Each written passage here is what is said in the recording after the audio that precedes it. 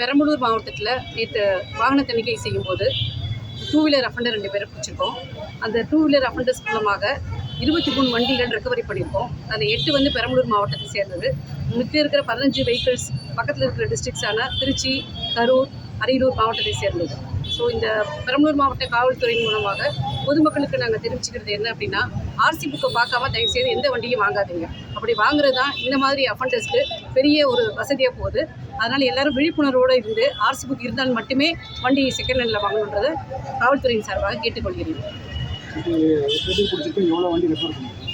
மொத்தம் வந்து 23 வண்டிகள் பிடிச்சிருக்கோம். அதில் 15 வெஹிக்கிள் வந்து அதர் டிஸ்ட்ரிக்ஸ் உள்ளது. பெரம்பலூர் மாவட்டத்தை பொறுத்தவரை 8 வெஹிக்கிள்ஸ் ரெக்கவரி பண்ணியிருக்கோம். வேறு இடங்களில் வேறு மாவட்டங்களில் பண்ணுது. ஸோ அதனால் மக்கள் வந்து விழிப்புணர்வுடன் வாங்கும்போது ஜாக்கிரதையாக பார்த்து வாங்கணுன்றது எங்களோட வேண்டுகோள். இப்போ நமக்கு தெரிஞ்ச இன்னும் 2 பேர் இருக்காங்க, அவங்களையும் நம்ம செக்யூர் பண்ணோம். குற்றவாளிகள் இந்த வண்டியை வந்து பிரித்து விற்றுருவாங்க.